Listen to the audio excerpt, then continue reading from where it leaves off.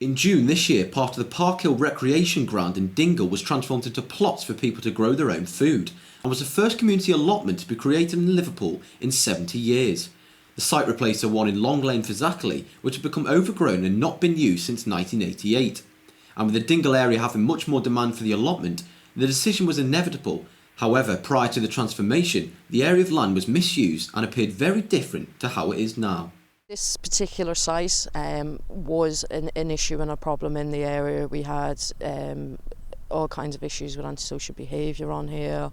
You could go back years where you'd have burnt out cars on here, you'd have burnt out wheelie bins, illegal scrambler bikes on here, you'd have quite a bit of drinking on here.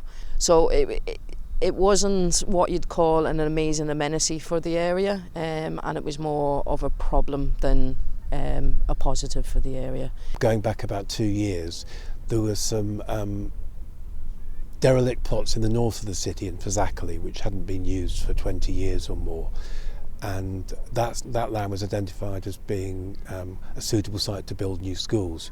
But councils have a legal requirement, if they're decommissioning allotments, to do a like-for-like replacement, and we knew that in the south of the city there was a waiting list of hundreds of people who wanted allotments.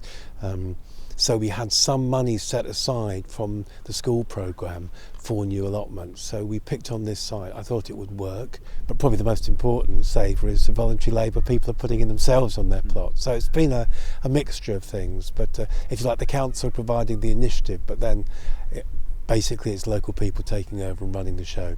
And that's how allotments should be. Despite the transformation in full swing with a plethora of fresh produce grown throughout the allotment, like any other start-up business, there were some real obstacles along the way. We had difficulties in so much that there was no mains water on site for quite some time, and that was because of United Utilities for some reason or other, and the council had got mixed up as to what they were supposed to be doing. People were bringing their own water on site from supermarkets and various other places. I only live local, so I was bringing stuff from home, water in whatever containers, old milk cartons and everything else. But nobody moaned, nobody. One plot holder was going up to Tesco's every other night and probably spending £10 on water. In addition to the various funding from the Liverpool City Council, there was also help in abundance from local projects, one of those being L8 Living Sustainably, who funded for 10 of the first 18 plots on the allotment, as well as various seeds and essentials for all plot holders. We've got a training plot. So we have a qualified gardener come up, and he spends half a day a week here, not only kind of planting stuff himself, but he's there to give advice and guidance for any of the plot holders who are having a go. Myself and my mum have actually ended up planting on the other half of the plot. So yeah, we're learning as we go as well, and just having some fun getting to grips with growing your own. Another local who is growing his own is 23-year-old Alan Disley, who's been looking after his mum's allotment since May. Growing up just down the road from the Park Hill Recreation Ground, he has seen firsthand the direct impact the transformation has had on the area.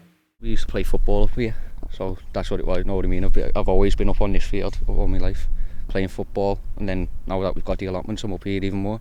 So what do you make of the transformation from when you were playing football to what it is now? It's a good transformation.